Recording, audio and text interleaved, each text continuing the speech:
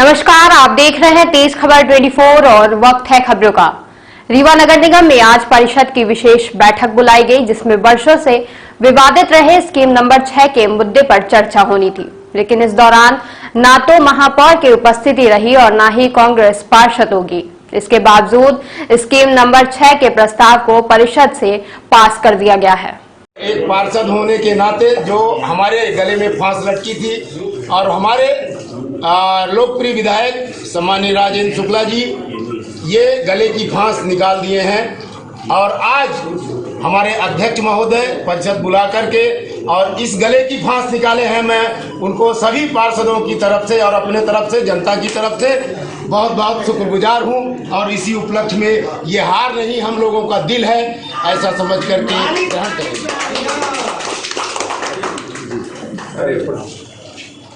अरे हमका भाई नहीं बताइए नंबर इसके बारे में अपना करता साहब आप सब लोग लगे रहे। समिति के अध्यक्ष के रूप में बहुत बहुत धन्यवाद आप सबको, अध्यक्ष महोदय को, विपक्ष के नेता को, क्योंकि मैं 5 साल से करते करते आप लोगों ने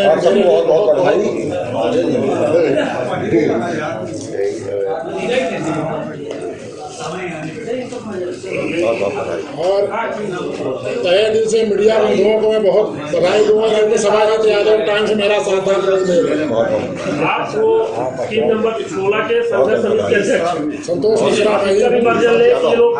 के साल से आप लोग सोए नहीं रात भर 5 साल समाजित यादव की जैसी के साथ सुझाव उपरांत 24 सदस्यों की सर्वसम्मत से आयोग द्वारा प्रस्तुत प्रस्ताव अनुसार तत्कालीन नगर सुधार न्यास रीवा की योजना बस स्टैंड व्यवसायिक एवं आवासीय योजना क्रमांक 6 अधिग्रहित भूमि में से 32.34 एकड़ भूमि मुक्त किए जाने का प्रस्ताव किया जाता है। प्रकरण आयुक्त शासन संचालक नगर तथा ग्राम निवेश एवं राज्य शासन को प्रेषित है। 24 लोगों ने इस प्रति सहमति दी है, नम्रता सिंह ने इस प्रति असहमति व्यक्त की है। अतः यह प्रस्ताव बहुमत से पास होता है। परिषद की बैठक के दौरान ना तो महापौर की मौजूदगी थी और ना ही कांग्रेस पार्षद की।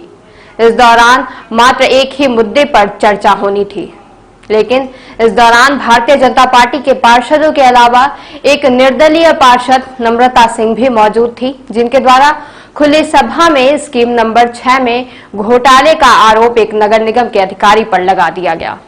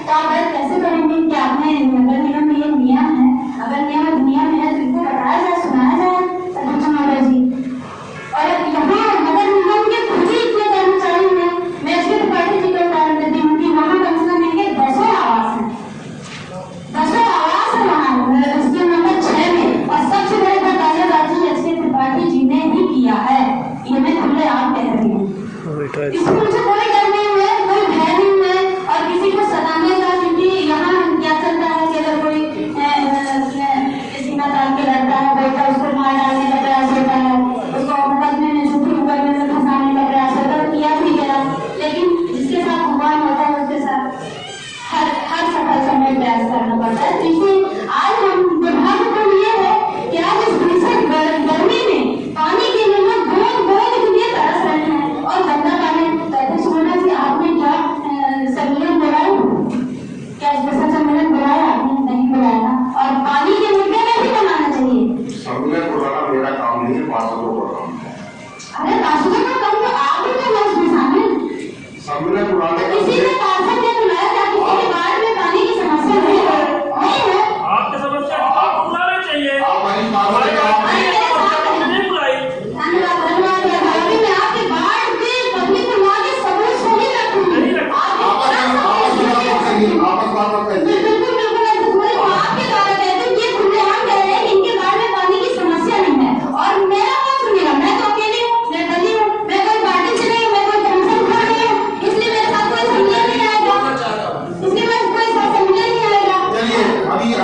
पार्षद नम्रता सिंह ने कहा कि एसके त्रिपाठी के तकरीबन 10 प्लॉट स्कीम नंबर 6 में हैं। वह उन्हें कैसे मिल गई, जिसके बाद परिषद की बैठक में निर्दलीय पार्षद के खिलाफ जमकर हंगामा हुआ। आपको बता दें कि विगत दिनों महापौर अजय मिश्रा बाबा के द्वारा की गई प्रेस वार्ता के दौरान कहा गया था कि स्कीम नंबर 6 में उन्हीं लोगों को लाभ मिलना चाहिए जिनके वहां पर घर बन चुके हैं। लेकिन इस प्रस्ताव पर ध्यान न देते हुए आज परिषद की बैठक में सभी को लाभ दिया गया, जिसमें कथित नगर निगम के अधिकारी भी शामिल हैं। दरअसल नगर निगम में सबसे विवादित मामला स्कीम नंबर 6 का ही है, जिसमें तत्कालीन आयुक्त नगर निगम सभाजीत यादव को भारतीय जनता पार्टी महिला मोर्चा के द्वारा उनके कार्यालय में घुसकर चूड़ी पहनाया गया था।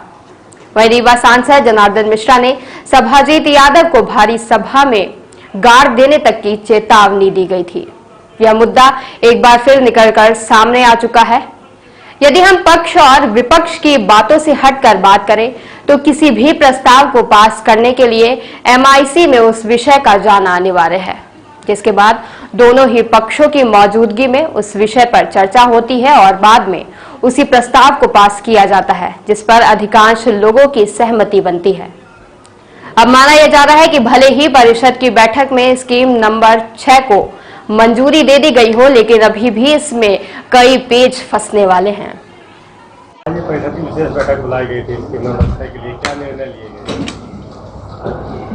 स्कीम नंबर 6 की आज विशेष सम्मेलन था।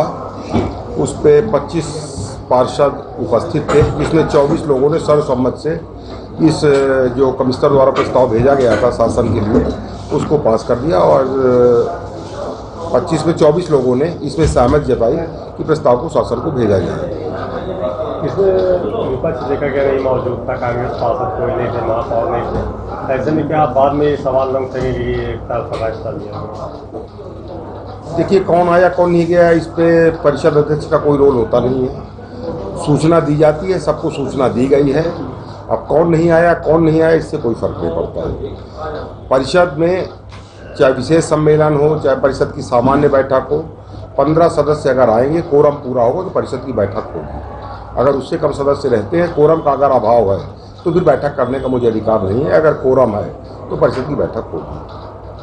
निर्दलीय पार्षद का कहना था कि ऐसा हवा ये नहीं हो सकता है, तो समय सीमा जब हो जाएगी तो वो भी समर्थन दे देंगे। क्या ये समय सीमा पूरे कर ली जाएगी? ये तो अपनी अपनी मंशा है, वो क्या सोचती हैं।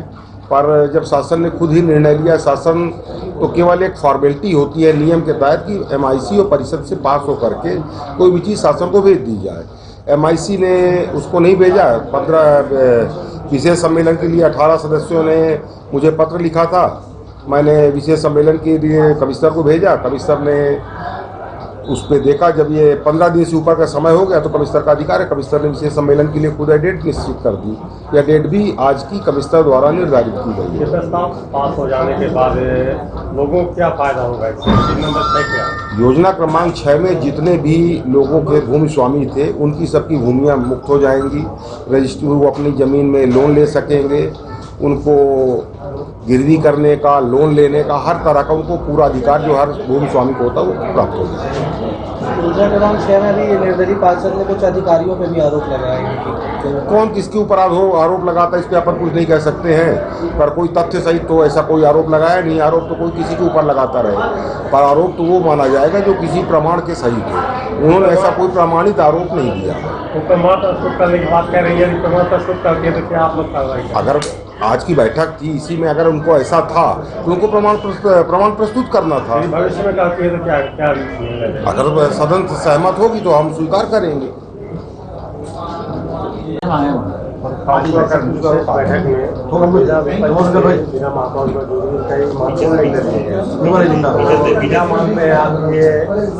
लोगों के लिए अच्छा होगा या फिर आगे जाके नहीं? मेरा ऐसा मानना है कि आज की जो बैठक थी विशेष सम्मेलन, इसके पहले भी मैंने पत्रकार वार्ता की थी, आप लोगों को सबको ये बात संज्ञान में लाई थी कि माननीय महापौर जी इसको लिंगाराम करना चाहते हैं कि किसी तरीके से यहाँ के जो निवासी हैं इनको इसका लाभ न मिलने पाए।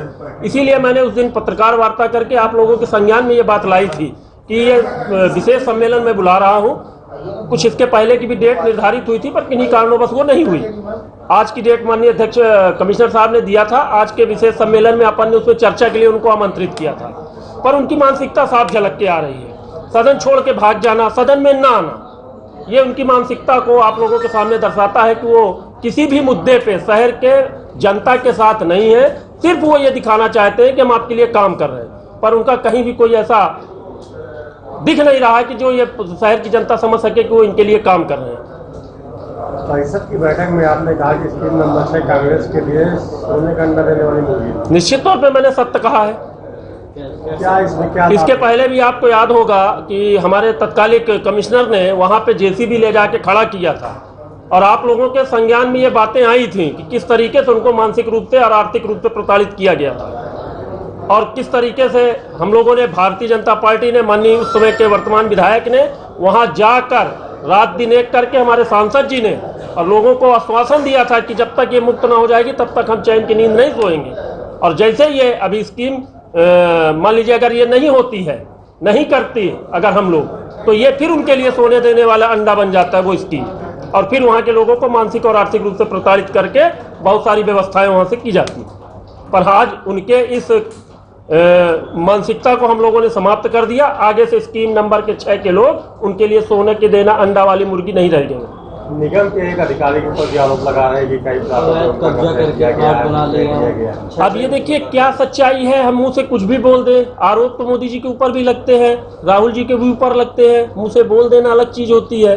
ये तो सस्ती राजनीति है उनकी कि आरोप लगा दिया, प्रमाण सहित प्रस्तुत करती तो हम लोग भी संज्ञान में लेते उस चीज को माननीय अध्यक्ष के सामने। आपने भरसक प्रयास करते हुए स्कीम नंबर 6 को यहाँ से पास करवा दिया, यदि इसमें गलतियाँ निकलती हैं आपके अधिकारियों की, या फिर उसमें कुछ त्रुटि पाई जाती है या फिर भ्रष्टाचार पाया जाता है, तो क्या आगे कदम होगा? देखिए, इस पे शासन के जो गाइडलाइन है, शासन के जो दिशा निर्देश है, हम उसका पालन कर रहे हैं।